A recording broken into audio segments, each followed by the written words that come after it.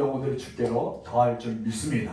오늘 본문의 제목 다 같이 읽읍시다. 시작. 고난이 시작되다. 다시 한번 시작. 고난이 시작되다. 드디어 초대교회가 고난이 시작되었습니다. 이 고난은 자기가 잘못해서가 일어난 것이 아니라 하나님의 영광을 위해서 살아가다 보니까 고난이 다가옵니다. 혹시 여러분들은 고난 받은 적이 있습니까? 그 고난 받은 적이 있다면 언제 고난을 받으셨습니까? 내가 잘못해서 받은 고난은 대가를 치렀다고 우리가 생각하지만은 예수님 때문에 받았던 고난은 진정한 고난 중에 하나일 것입니다. 사도 바울은 고난을 받을 때 도리어 기뻐하라. 그리스도의 몸된 교회에 내 육체를 채운다고 이야기했습니다.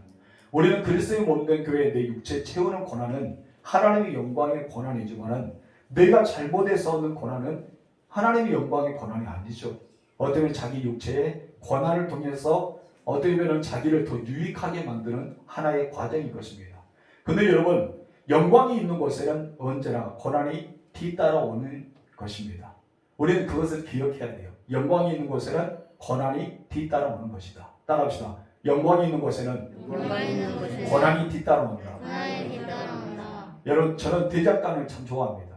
요즘에 찾아보기 어렵지만 대장간 보면 쇠우체를 가지고 계속 두들잖아요. 두들면서 이 대장장이가 자기가 만들고 싶은 걸 만들어요. 낫을 만드는지 호비를 만드는지 아니면 부엌칼이나 가도나 여러 가지 도구를 다 만듭니다. 근데 이 토기장이, 이 대장장이가 자기가 원하는 거 만드는데 중요한 것은 뚜둔다는 거예요. 여러분, 이 쇠구체는 두드려 맞을 때가 무엇일까요? 고난이죠. 여러분 생각하면서 늘 날마다 여러분 뚜둔다고 생각하세요. 얼마나 아프겠습니까? 내가 만지면 만질수록 형태가 갖추어집니다. 우리가 예수님 때문에 고난을 받으면 받을수록 우리는 영광스러운 형태로 바뀐다는 것입니다. 우리가 하나님 앞에 나아가기 위해서 바로 고난이 없는 영광은 존재하지 않는다는 것이죠. 그렇기 때문에 언제 우리는 영광이 있는 곳에 고난이 따른다. 이것을 우리가 알아야 될 것입니다. 영적 생활도 마찬가지입니다. 영적 생활에서 가장 필수적인 과정이 무엇이라 생각합니까? 가장 필수적인 과정이 영광, 찬양, 감사, 경배. 우리 이런 어쩌면 부풀려 있는 상상 속에 우리는 꿈과 같은 것만 생각할 때 있습니다. 그럼 내게는 고난, 시험, 그리고 다가오는 염려, 근심. 이건 나에게 있을 수 없다. 우리가 예수 믿는 사람들의 즐거움과 행복과 늘 그런 좋은 일만 있기를 소망합니다. 그러나 여러분, 이런 것이 있기 전에 먼저 우리에게 따라온 것이 환난과 시험과 연단과 고난이라는 것이죠. 그렇기 때문에 우리들은 언제나 영적인 생활에 있어서 가장 필수적인 조건, 과정이 바로 고난이라는 터널을 지나가야 된다는 것이죠. 여러분, 오늘도 고난의 터널을 지나가고 있습니까? 그렇다면 여러분들은 찬란한 빛이 여러분 앞에 밝게 빛날 것입니다. 아멘. 우리는 이것을 생각해야 돼요. 고난이 없으면요, 여러분 영광이 없는 거예요. 터널이 없으면요, 어떻게 반대편의 길에 갈 수가 있겠습니까? 여러분, 터널을 지나야지만 우리는 더 밝은 빛을 따라서 도로가 나올 수 있지 않습니까? 우리 모두 인생도 그럽니다. 며칠 전에 비가 많이 오잖아요. 비가 좀 짜증나게 오더라고요. 오면 확 부어버리지. 오다가 한참 있다가 말다가 어느 날 저기 햇빛이 딱 지니까 이제 드디어 햇빛이 난다 했더니 또 햇빛 나면서 소나기처럼 비가 오더라고요. 참 농부들의 심정을 이렇게도 몰라줄까. 나가서 이제 햇빛 난다고 나가서 일하고 있으니까 비가 올 잖아요. 그런 마음이 있는 것처럼 우리 가운데 비가 온 뒤에는 무엇이 있습니까? 바로 밝은 햇빛이라는 영광이 있다는 것입니다. 우리들은 언제나 고난이라는 터널을 늘 지나고 있어요. 우리는 내가 알고 내가 알지 못한 채 살아가고 있지만은 언제나 우리는 고난의 터널을 지나가게 합니다. 우리 주님께서 여러분을 연단하여서 정금처럼 순금처럼 가장 아름다운 하나님의 사람처럼 그리고 그리스도인으로 만들기 위해서 하나님은 고난이라는 것을 여러분에게 주십니다. 그래서 이 고난을 겪지 않고는 영적으로 성장하지 않게 만드셨어요. 누가 만드셨어요? 하나님. 하나님이 이 고난을 겪지 않고는 영적으로 성장하지 그렇게 않도록 만드셨어요. 그러면 내가 고난을 겪어야지만 영적으로 성장합니다. 근데 이것을 인간적으로 생각하니까 무엇입니까? 좌절하고 일어날 힘이 생기지 않은 거예요. 영적으로 생각하면 어떻습니까? 이 고난이 오히려 내게 유익이란 말입니다. 시편 기자는 시편 119편 71절에서 이렇게 말하죠. 고난당한 것이 내게 무엇이라? 유익이다. 우리 다 같이 읽어봅시다. 시작. 고난당한 것이 내게 유익이다. 맞습니다. 고난당한 것이 내게 유익한 것이에요. 여러분의 고난이 찾아오면 유익이라 생각하세요. 그리고 생각하십시오. 하나님이 이 고난을 어떻게 해서 이끌어 가시는가? 하나님이 이 고난을 어떻게 해서 승리로 이끌어 주실까? 우리는 이것을 생각해 좀 있습니다. 히스기야도 그러잖아요. 많은 군대들이 적군이 쳐들어왔을 때 자기는 고난이 있습니다. 굉장히 고난이죠. 자기들이 감당할 수 없는 고난이 다가왔습니다. 그는 하나님께 기도했죠. 그는 히스기야 말합니다. 하나님이 일하실 것을 믿었다는 것이죠. 이것은 바로 고난 뒤의 편에 일하시는 하나님이 계시는 것입니다. 우리가 고난을 받는 것은 예수 그리스도와 연관이 되면요, 우리는 축복입니다. 그러나 내 자신의 잘못으로 인해서 고난받은 것은 우리가 교회의 유익이 아니에요. 그것은 교회에 피해를 주는 것입니다. 내 자신을 통해서 연단을 받는 것은 주변의 사람에게 피해를 주는 거지 주변 사람에게 유익을 주는 것이 아니란 거예요. 그런데 예수 믿는 사람들이 착각합니다. 내가 잘못했는데도 불구하고 하나님을 위해서 고난받았다고 생각한 거예요. 이것은 잘못된 거죠. 우리는 주님을 위해서 받는 고난이 하나님의 영광이 되는 것입니다. 그리고 주님을 위해서 받는 고난이 교회의 유익이 되는 것입니다. 주님을 위해서 받는 고난은 교회를 살려냅니다. 그러나 내 잘못에 의해서 고난받아서 이 고난이 유익이라고 하면 다른 사람은 피해를 보고 있다는 거예요. 우리는 이것을 잘 알아야 됩니다. 여러분, 예수님과 연관된 고난, 축복이라는 사실을 기억하시기 바랍니다. 산산수훈에서 마태복음 5장 11절과 12절에서 이렇게 말하죠. 다 같이 시작. 나로 말미암아 너희를 욕하고 박해하고 거짓으로 너희를 거스려 모든 악한 말을 할 때에는 너희에게 복이 있나니 기뻐하고 즐거워하라. 하늘에서 너희의 상이 큽니다. 무엇이 합니까?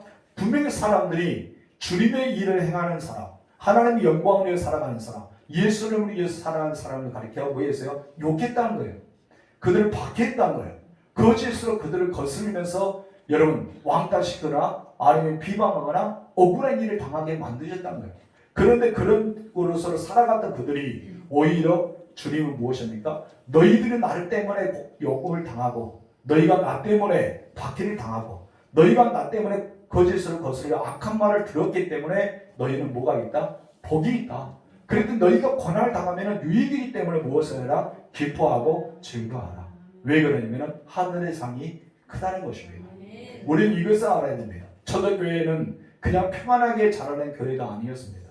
초대교회는 고난과 역경 속에서 그리고 시련과 핍박 속에서 심지어 순교를 당하는 그런 상황 속에서 초대교회가 태어났습니다. 초대교회를 만들기 위해서 성도들이요 화형을 당했습니다. 화형을 당하는데 어떻게 달았습니까? 살아있는 채로. 그냥 마취시켜서 죽은 채가 아니라 정신없는 데가 아니라 살아있는 멀뚱멀뚱 정신 있는 대로 불로 태워서 주입을 당했어요. 무엇 때문에? 예수 믿는다는 이유 때문에. 여러분 생각해 보세요. 어느 여러분들이 예수 믿는다 이유로 장작불에다 딱 이렇게 장작을 쌓아놓고 십자가형을 가는 거, 너희가 예수 믿으면 너희는 다 십자가의 화형을 당할 거야. 너희가 이 시간에 예수를 부인하면 살려주겠다. 그렇게 말한다면 여러분 예수 믿으려 할까요? 네가 죽어야 되는데 십자가에 달아서 화형에 살아있는 척 태워 죽어야 되는데 어떻게 할까요? 많은 사람들은 앞서 이야기했던 것처럼 기쁨, 즐거움, 평안, 행복, 천국 같은 것만 신앙생활을 원합니다. 고난과 가시밭 그리고 상처, 핍박, 환난을 생각하지 않아요. 너희는 이것이 없다. 나는 찬란한 길만 열릴 거야. 우리는 늘 그런 성경만 좋아합니다. 여호수아처럼 너희에게는 평탄할 것이다. 너는 형통할 것이다. 어디를 가든 내가 너와 함께 하겠다. 이때만 아멘하고 고난 당하세요 하면 노면합니다. 왜 내가 고난을 당해요? 왜 내가 그 십자가를 져야 돼요? 내가 왜 화형을 져야 되고 내가 왜 사자밥이 돼야 돼요? 우리 그런 생각할 때 많습니다. 그래서 초대교회는 만들어지기 위해서 어떻게 했다고요? 고난이 시작되었습니다. 사도들이 목이 잘라 여러분 베어 나가기 시작합니다. 그리고 화형에 당한 채 그들은 화형을 당하면서 무엇을 했을까요? 하나님을 찬양했어요. 기쁜 모습으로 하나님을 찬양했단 거예요. 여러분 소 4마리가 사람, 양손, 양발 하나씩 묶어서 4마리가 동서남북으로 흩어집니다. 어떻게 될까요? 마디마디 다 찢겨졌어요. 어떻게? 정신 멀쩡멀쩡할 때. 그들은 무엇을 했을까요? 예수를 원망했을까요? 아닙니다. 마라나타를 외쳤습니다. 주님 오시옵소서. 내 영을 받으옵소서. 그것이 바로 초대교회의 신앙이었던 거예요. 우리는 초대교회로 돌아가자는 것은 너무나 위대한 신앙으로 돌아가자는 것입니다. 초대교회는 환난과 핍박과 고난으로 시작한 교회이고 그렇게 되었던 교회가 바로 초대교회입니다. 여러분 산장에 보면 나면서 못 걷는 사람이 걷게 하잖아요. 누구의 이름으로? 예수의 이름으로. 할렐루야. 너무나 중요합니다. 예수의 이름의 능력입니다. 예수의 이름의 권능입니다. 예수의 이름의 능력이란 거예요. 여러분 예수의 이름을 선포하세요. 입술을 닫지 말고 선포하세요. 예수의 이름을 선포하는 놀라운 역사를 일어납니다. 누가 일하십니까? 주님이 일하십니다. 여러분 그런데 예수의 이름을 전도했을 때 그 소리를 듣고 믿는 사람이 있었어요. 그러나 그 소리를 듣고 싫어하는 사람이 있었다는 거예요. 저번에 설교에도 했잖아요. 여러분 사도행전 2장에서는 듣고 예수를 믿는 회개에서 3,000명이 죽게 돌았지만은 7장에서 스데반을 돌로 죽이는 사람도 있었어요.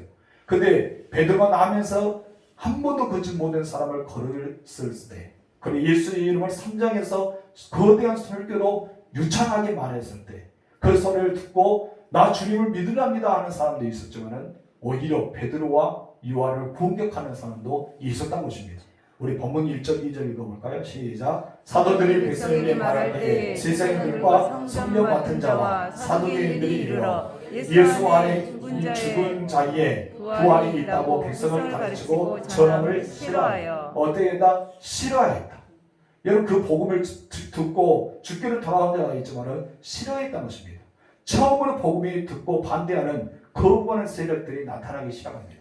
이때부터 사도행전 2장, 4장에 비로소 복음을 반대하고 복음을 거부하고 복음을 대항하는 사람이 등장한다는 것입니다.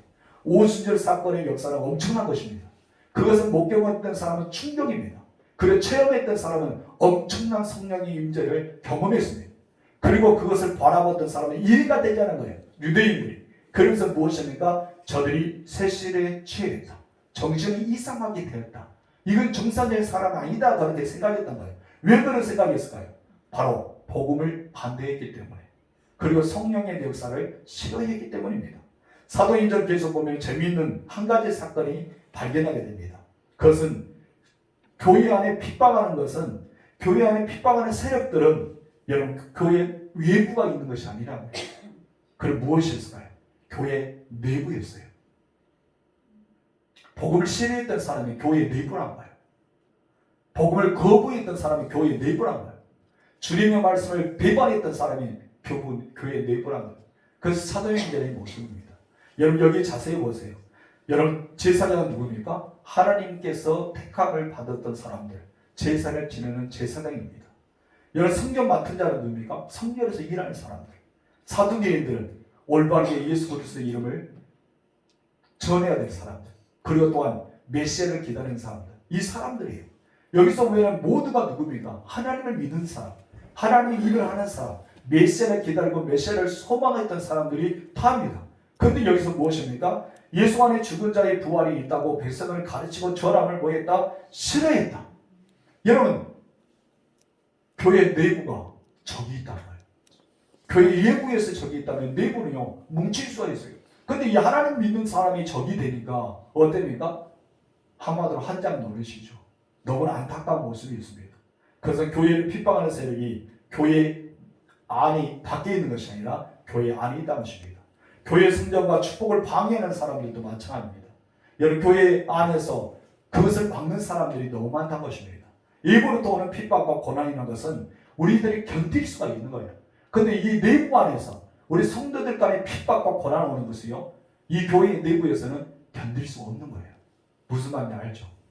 여러분 우리는 그것을 알아야 됩니다. 그런데 사도행전 보니까요, 그럼에도 불구하고 그들은 이겨냈습니다. 어떻게 이겨냈을까요? 여러분 어떻게 그들은 이겨냈을까요? 말씀과 기도였습니다. 아멘이십니까? 말씀과 기도했다는 것입니다. 오늘 마찬가지로 교회 성장을 반대하는 것은 저와 여러분이 될 수도 있다는 것입니다. 따라합시다. 우리는 나 때문에 교회 부흥을 막아서는 안 된다. 막아서는 안 된다. 그리고 우리는 나 때문에 교회가 부흥하고 성장하는 것을 막아서는 안 된다는 것입니다. 아멘. 왜 사람들은 남에서 못 거는 사람들이 사건을 보면서 못마땅하게 생각했을까요? 그것을 바라보면서 야 실험하지 마, 증거하지 마, 예수 이름 가르치지 마. 왜 그렇게 생각했을까요? 두 가지 이유 때문입니다. 첫 번째, 다 같이 읽어봅시다. 시작. 사도들이 가르친 내용이 그들의 비위를 건드렸기 때문일 것이다. 사도들이 복음을 증거하잖아요. 3장에 보면은 가르쳐서 복음을 증거한 것이 듣는 사람들의 마음에 아멘이라 받아들였는데 어떻게 했다? 마음을 비유를 건드렸단 거예요. 한마디로 이것을 영주로 가면은 성령께서 그들의 마음을 찔렸단 거예요. 도려냈단 거예요.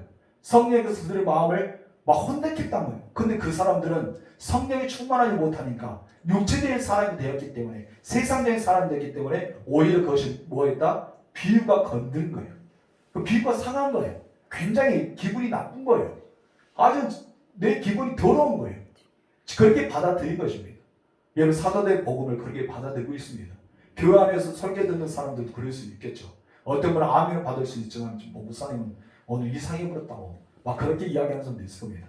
제가 이가 아직 안 상해서 치과를 안 가고 있습니다. 두 번째 나같이 읽어보시죠. 시작. 예수 그리스도가 부활했다는 사실을 그들에게 큰 위험이 되었던 것이다. 그들이 예수의 부활을 믿었어요? 안 믿었어요? 안 믿었습니다. 왜 안 믿었을까요? 그들이 예수를 죽였기 때문에. 왜 죽였습니까? 예수님이 로마에 대항했다기 때문에. 그리고 많은 사람을 선동해서 자기 위치, 자기의 맡았던 권위가 상실하기 때문에 예수를 죽였잖아요.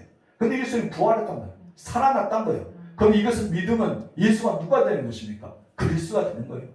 예수는 메시아가 되는 거예요. 하나님의 아들을 자기가 죽인 거예요. 그렇기 때문에 그들은 어떻습니까? 부인한 거예요. 그런데 이것이 부활했다는 사실을 믿다면 자기들은 무엇이 된 거예요? 큰 위협이 될 수밖에 없는 것입니다. 그래서 이 축복과 놀라운 기쁨의 소식을 그들은 반대하면서 불행의 소식, 조주는 소리로 듣고 말았던 것입니다. 그렇다면 왜 그들은 복음에 대한 거부를 하였을까요? 왜 기뻐해야 될 일을 그들 부정적으로 반응을 보이게 되었을까요? 세 가지의 이유가 있습니다. 첫 번째, 다 같이 읽읍시다. 시작. 예수가 부활했다면 그리고 예수가 기적을 일으킨 하나님의 아들이라면 자기들이 지금까지 주장했던 모든 신앙이 허구로 증명되기 때문입니다. 맞잖아요. 자기들이 잘못을 선택했다는 것을 인정해야 돼요. 그런데 인정하고 싶지 않거든요. 허구란 것을 알려야 됩니다. 백성들에게. 그럼 백성들은 무엇입니까? 그들은 원망하겠죠. 너희들 때문에 우리가 예수를 죽였구나. 너희들 때문에 우리가 예수를 메시아를 우리가 없이 여겼구나 하면서 모든 비난과 화살에 누구께로 갑니까? 대제사장과 서기관과 사두개인 바리새인들로 가는 것입니다. 장로들 그리고 레위인들에게 어쩔 수 없이 그들은 맞아야 돼요. 그렇기 때문에 그들은 반대할 수밖에 없는 거예요. 알면서도 반대하는 것이죠. 두 번째 다 같이 읽읍시다. 시작. 자신들의 안전과 인기에 문제가 되기 때문에 자신들의 안전과 인기에 문제가 되기 때문에 반대하는 거예요. 세 번째 다 같이 시작. 사단에게 속았기 때문이다. 그들 누구에 속았고 있어요? 사단에게. 여러분 사단에게 속지 마십시오. 누구에 속지 말라고요? 사단에게 속지 마세요. 예수 믿는 사람들 사단에 속입니다. 예수 믿는 사람들 사단이 역사합니다. 예수 믿는다는 사람 사단에게 이용을 당합니다. 내 안에 사도 바울은 그렇잖아요. 두 영이 있다고. 날마다 싸운다고. 하나님의 영과 사단의 영이 내 안에서 싸우는다. 오라 나는 공고한 사람이라다. 이 사망의 법에서 나는 어떻게 이겨낼 수 있겠냐. 계속 말합니다. 부딪힌다 이거예요. 그렇지만 사도 바울은 어떻습니까? 내 자신을 날마다 죽이노라. 내 자신을 날마다 죽는다. 예수 그리스도의 이름으로 죽는다 말이에요. 그럴 때만 내가 살아난 것이 아니라 내 안에는 예수가 살아나기 때문에 성령의 사람이 되는 것입니다. 여러분 우리는 내 자신의 지성과 이성에 속지 마시기 바랍니다. 여러분 성령의 사람이 되어 하나님만을 바라보실 줄로 축복합니다. 그래야지만 우리가 살아남을 수 있는 거예요. 그런데 안타깝게도 그렇게 비양했던 사람들에 의해서 드디어 사도들이 체포를 당하고 구금을 당하기 시작합니다. 3절 말씀 읽겠습니다. 시작. 그들을 잡음에 날이 이미 저물었으므로 이튿날까지 가두었으나 사람들은 우리의 육체를요 가둘 수가 있어요. 우리를 체포할 수 있어요. 우리를 때릴 수는 있는 거예요. 그런데 여러분 우리의 영혼은 가둘 수 못합니다. 우리의 믿음을 때릴 수가 없는 거예요. 내 믿음을 어떻게 할 수가 없는 것입니다. 물리적인 힘으로 사도들을 붙잡았어요. 가금을 시켰잖아요. 그걸 구금을 시킬 수가 있어요. 그래서 사도들의 믿음, 사도들의 복음의 능력은 그들이 가둘 수가 없었다는 것입니다. 그리고 이 사도들을 신문하기 위해서 그들을 체포하면서 그 다음날을 기다리고 있었습니다. 그런 놀라운 소식이 사대에 나옵니다. 사도들이 체포를 당하잖아요. 어떤 일이 벌어졌을까요? 여러분 어떤 일이 벌어졌을까요? 사도들이 짠 하고 나타났을까요?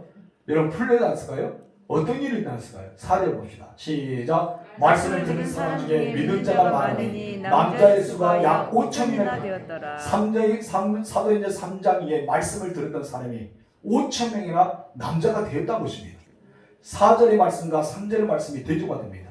예수 믿는 자들을 옥에 집어넣는 핍박이 시작함에도 불구하고 여러분 예수 믿는 사람들은 남자만 해서 5천 명이 역사가 일어났던 것입니다. 사도들이 고난을 받았어요. 사도들이 이제 감금돼서 그들이 이제는 고생의 길이 열렸어요. 그래 이상하게 그들이 고난을 당하고 고생길이 열리고 그들은 그렇게 살아가고 있는데 하나님께서 어떻게 했다고요? 믿는 사람을 5천 명이나 더하게 만들어 주셨다는 것입니다. 엄청난 놀라운 소식 아닙니까? 그래서 우리는 3절과 4절과 얼마나 큰 대조를 이루는 것을 알게 됩니다. 핍박이 왔지만 핍박이 시작했지만 고난이 다가왔지만 부흥이 되고 믿는 자가 더 있다는 것입니다. 여러분 이것이 무슨 힘입니까? 기도의 힘입니다. 아멘. 기도할 때 뭐가 임합니까? 성령이 임합니다. 이것이 무슨 힘입니까? 말씀의 힘입니다. 아멘. 말씀을 들을 때 뭐가 임합니까? 성령의 뜨거움이 역사합니다. 아멘. 바로 말씀과 기도에 는 없다는 것입니다. 아멘. 이것을 보게 되면 고난과 핍박은 결코 무서운 것이 아니라는 것입니다.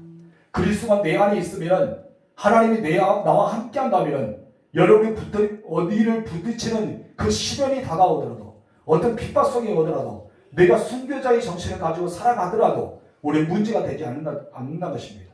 문제는 내가 핍박을 감당할 수 있는 믿음이 없기 때문에 내가 고난을 당할 수 있는 믿음이 없기 때문에 이것을 내가 헤쳐나갈 수 없는 믿음이 없기 때문에 우리가 자포자게 되는 거예요.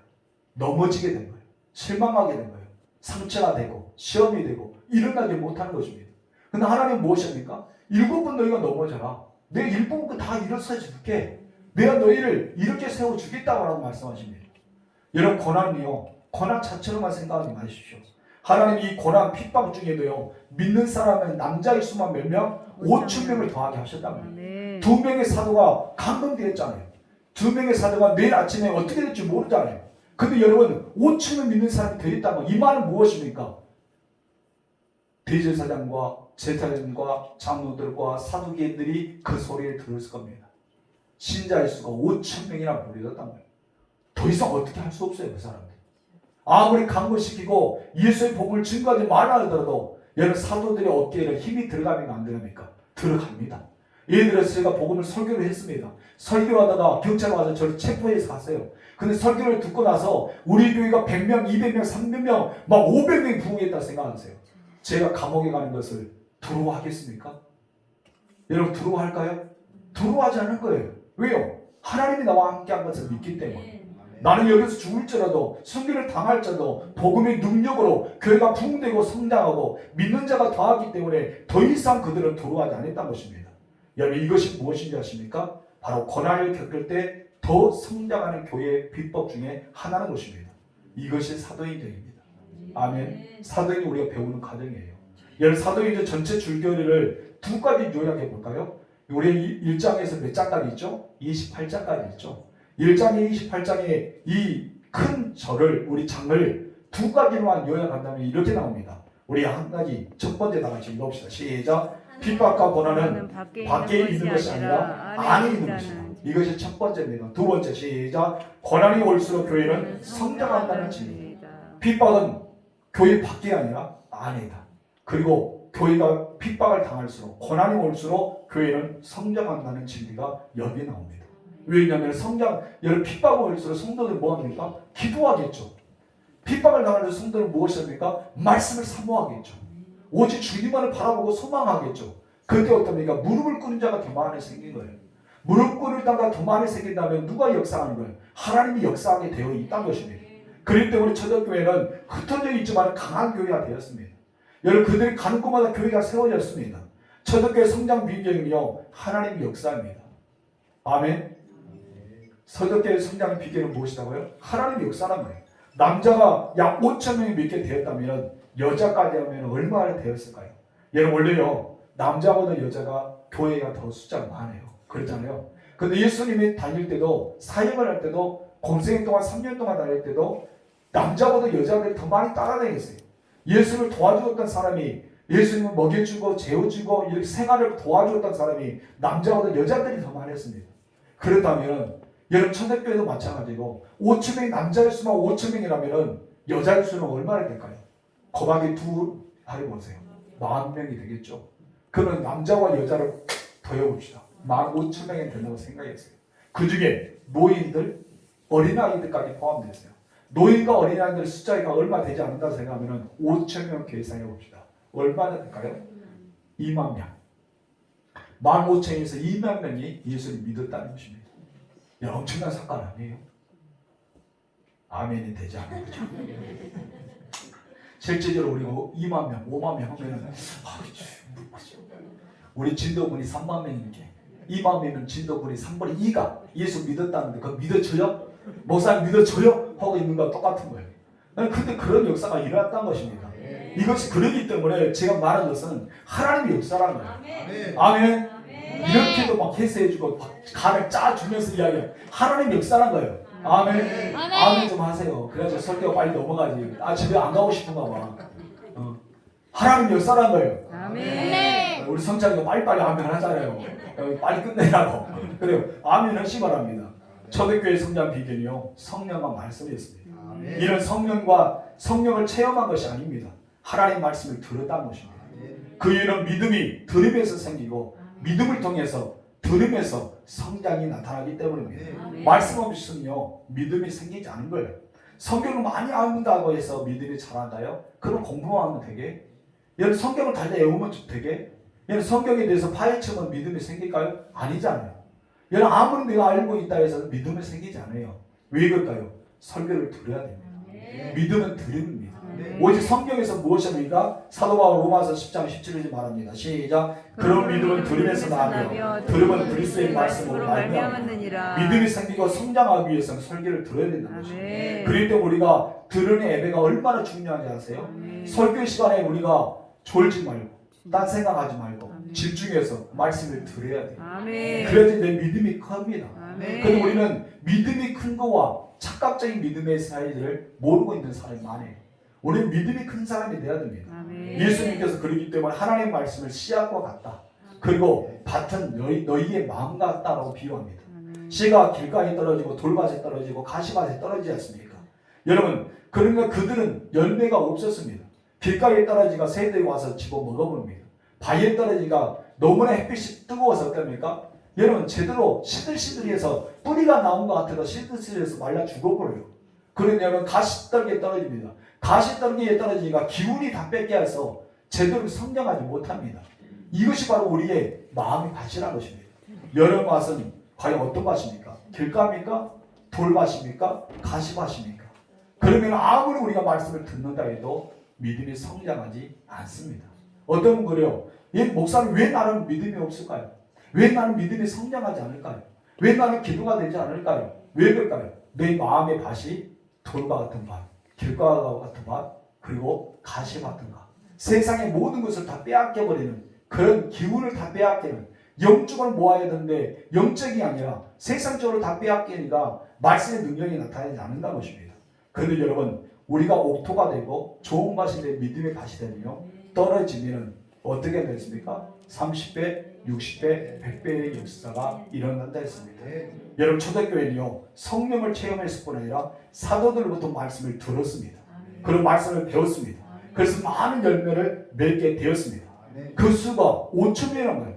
노인과 여자들까지 포함하니까 15,000명에서 2만 명의 숫자가 예수를 믿었다는 것입니다. 여러분 성령이 아니면 어떻게 이런 역사가 일어나겠습니까? 말씀의 능력이 아니면 어떻게 이렇게 일어납니까? 그곳에 하나님의 말씀이 뿌려졌습니다. 수많은 사람이 듣고 있는 곳에 하나님의 말씀이 뿌려졌다는 것입니다. 그런데 그 말씀을 듣는 자가 길과 같은 밭도 있고 돌과 같은 밭도 있고 가시아밭도 있고 옥토와 같은 밭이 있었는데 모두에게 말씀이 뿌려졌는데 그곳에 있는 많은 사람이 어떤 사람들이었단 거예요? 옥토와 같은 밭이 있단 거예요. 하나님 말씀을 사모하는 자, 하나님을 기다리고 있는 자, 하나님을 소망하는 자가 많이 있었기 때문에 사도 베드로와 요한이 복음을 증거하고 예수님이 누구인가? 그분은 바로 아브라함부터 모세로부터 다윗으로부터 하나님께서 예언했던 메시지가 바로 그 메시아가 우리에게 오셨다. 그 예수가 바로 너희가 죽였던 거다. 너희 그러나 하나님을 살리셨다. 그 예수가 이 한 번도 걸어보지 못했던 40년 동안 걷지 못했던 사람을 걷게 하셨다. 그가 바로 예수다. 이걸 증거한 거예요. 그 말을 들었던 사람이 마음 밭이 옥토가 된 게 어떻습니까? 견딜 수가 없는 거예요. 여러분 견딜 수가 없어서 어떻습니까? 그들은 정말 예수께로 돌아올 수밖에 없었던 것입니다. 개인적으로 여러분 이런 일이 일어났으면 좋겠습니다. 아멘. 여러분들이 체험하십시오. 아멘. 여러분들이 경험하십시오. 아멘. 여러분의 것을 만들길 주님으로 축원합니다. 아멘. 여러분 가끔 어떤 분을 보면 참 변화가 안 되는 분이 있어요. 제가 우리 교회 온 지 11년째가 되었습니다. 11년째 되는데 1년이 가도 10년이 가도 지금까지 와도 제가 여러분들을 바라보는 중에서 참 변화가 안 된다. 정말 믿음이 그때나 지금이나 정말 성장이 안 된다. 오히려 더 떨어지는 사람이 있을 때 참 안타까운 마음을 생길 때가 있습니다. 왜 그랬을까요? 얘는 삶이 좋아져야 되잖아요. 근데 좋아지지 않고 더 안 좋아진 것으로 변화되고 있습니다.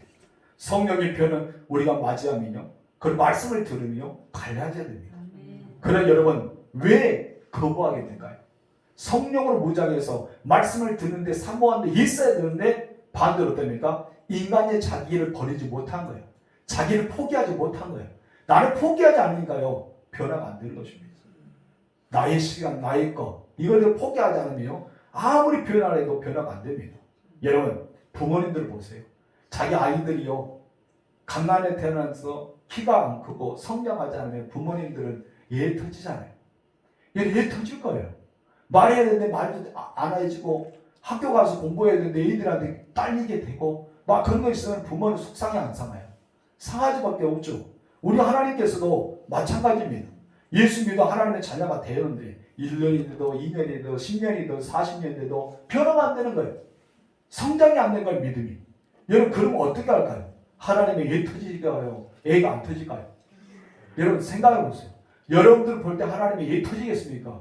여러분들 볼 때 하나님께서 잘했다 하시겠습니까? 말하면 시험 들게 여러분 생각해 보세요. 여러분 어때요? 잘했다는 사람 되시기 바랍니다. 아멘. 우리 하나님을 속상하게 만들지 마세요. 여러분 믿음을 성장해야 됩니다. 아멘. 여러분들 변화돼야 됩니다. 아멘. 그래서 내 삶이 달라져야 됩니다. 이것이 하나님의 사람이고 이 사람들이 그리스도인입니다. 저 여러분들이 변화되기를 소망합니다. 그렇게 될 때 복음의 능력이 나타납니다. 여러분 기적은요 여러분의 것이 되는 것입니다. 근데 기적은 이미 내 앞에 왔는데 우리가 받아들일 준비가 되지 않은 거예요. 내 믿음이 받아들이지 준비가 되지 않고 고난을 내가 이길 수 있는 힘이 생기지 않고 내가 넘어져서 일어서야 하는데 넘어져서 일어설 수 있는 힘이 없는 거예요. 왜 없을까요? 성령의 사람이 아니기 때문에. 왜 없을까요? 말씀의 능력이 나타나기 않기 때문에. 왜 우리는 이길 수 없을까요? 현재만 바라보고 인간의 육체만 바라보고 인간의 시선만 바라보고 지금 이제 상황에서 벗어나지 못하기 때문에 그런단 것입니다. 여러분 지금 이제 대제사장과 서기관과 그 장로들이 지금 이제 베드로 요한을 잡았잖아요. 왜 잡습니까? 왜 그들이 신문하기 시작합니까? 그런 형식이 있기 때문에 변화가 안 되는 것입니다. 오히려 그 사람들이 변화가 돼야 되잖아요. 제사장으로서 주님을 맞이해야 되잖아요. 여러분 사도행전으로 하나님을 늘 모시고 살아가야 되잖아요. 근데 그들이 그러지 못했다는 것입니다. 얼마나 안타까운 것입니까? 여러분 그들이 누구였습니까? 하나님의 일을 맡은 자입니다. 그들이 누굽니까? 하나님의 사람들이었습니다. 모든 사람들 그들을 볼 때 저 사람들은 성전에서 일하는 사람, 저들은 교회에서 일하는 사람이라고 생각합니다. 그런데 오히려 그들은 예수를 방해하고 있다는 것입니다. 고난은 어디서부터 왔습니까? 예부가 아니라 내부부터 시작하게 되었다는 것입니다. 여러분 기적은요 여러분의 것입니다. 아멘입니까? 축복도 누구의 것입니까? 여러분의 것이에요. 그럼 많은 사람들은 축복 앞에서도 하나님께 축복해 달라고 기적을 베풀어 달라고 기도하면서 하나님 고난을 싫습니다. 핍박도 싫습니다. 환난도 싫습니다. 그냥 좋은 것만 주세요. 내 인생에 그냥 꽃길만 걸어가게 해주세요. 이렇게 말합니다. 그런데 하나님 무엇이 합니까? 고난 없이는 축복이 없다. 고난이 없이는 기적은 없는 거예요. 고난이 없이 너 믿음이 성장하지 못한 거야. 고난이 없이는 너는 결코 순금처럼 정금처럼 단련되지 못한 거야. 계속 우리가 말하는데 우리는 무엇입니까? 너 싫어요. 그냥 축복만 주세요. 너 싫어요. 그냥 우리에게 평안하게 꽃길만 걷게 해주세요. 그냥 우리는 이대가 좋아요. 우리는 그렇게 생각하는 것입니다. 그래서 조금만 우리가 상처받고 시험이 오고 고난이 다가오면 우리가 어떻습니까? 주저앉아서 일어나지 못하는 것입니다. 성도 여러분, 여러분 그런 사람 되지 마세요. 초대교회로 돌아갑시다. 고난이 오면 기도하세요. 여러분 고난이 오면 말씀을 들으세요. 우리 말씀과 기도밖에 없는 거예요. 우리 말씀과 기도로 무장돼야 됩니다. 우리는 고난이요 비극을 가져준 것이 아닙니다.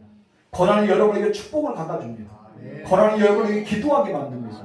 고난이 여러분이 하나님의 일하심을 보게 만듭니다. 고난은 우리에게 괴로움이 아니라 우리에게 유익임을 기억하시길 주님으로 축원합니다. 그래서 고난이 다가오면요 두려워하지 말고 뒤로 물러서지 말고 우리 뒤에서 우리 앞에서 좌우에서 일하시는 하나님을 보십시오. 하나님의 손길을 느껴보십시오. 하나님의 호흡을 여러분 느껴보세요. 하나님이 여러분들과 함께 하십니다. 결코 여러분을 떠나지 않습니다. 고난을 두려워하지 마세요. 여러분 근심과 걱정을 두려워하지 마세요. 하나님을 바라보세요. 하나님은 여러분과 함께 하십니다. 다음 주 보면요 어떻게 해서 이 베드로가 이겼는가 엄청 멋있어요. 야 베드로 대단합니다. 그런 가운데 엄청 멋있는 사람이 베드로예요. 딱 담대였잖아요. 여러분 우리는 그런 사람이 돼야 돼요. 한번 다음 주에 그 말씀을 기다려 보십시오. 기도할까요? 하나님 아버지, 우리는 고난을 두려워하고 있습니다. 고난을 받을 때 일어날 수가 없습니다. 너무나 힘든 것만 생각하고 지금 현재 상황만 우리는 바라보기 때문에 고난이 유익이 아니라 고난이 나에게 손해가 되고만 합니다. 내가 기도도 되지 않고 내가 말씀도 읽지 못하고 내가 깨어서 주님 앞에 더 가까이 간 것이 아니라 세상으로 끌려가고 맙니다. 그러나 주님은 그것을 원하지 않습니다. 나에게 고난을 준 것은 고난이 나에게 유익이 되기 때문에 고난을 통해 나에게 정금처럼 순금처럼 빛나는 아름답게 하나님의 사람을 만들어 주기 때문에 고난이 다가옵니다.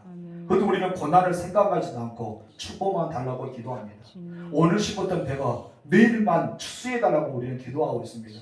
오늘 심었던 깨가 내일은 무성에 자라서 깨를 털기만 기다리고 있습니다. 여러분 정말 이것은 아닙니다.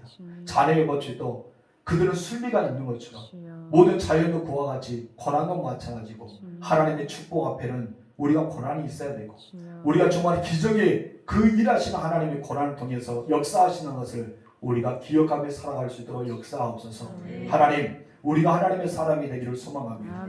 우리가 그리스도인 되기를 소망합니다. 내 믿음이 성장하고 내가 변화되고 내 삶이 달라지고 나를 통해서 복음의 능력이 나타나고 기적이 나의 것이 되고 축복이 나의 것이 되는 우리가 되게 허락하여 주옵소서. 이제 초대교회는 고난이 들어왔습니다. 이 고난은 베드로와 요한이 어떻게 이겨낸가에 대해서 우리가 다시 한번 배울 텐데 고난이 다가와도 두려워하지 않고 핍박이 다가와도 두려워하지 않고 시험이 다가와도 두려워하지 않는 우리가 되어서 능히 고난과 핍박과 시험을 이겨낼 수 있는 하나님의 사람 그리스도인들이 되어지게 하옵소서.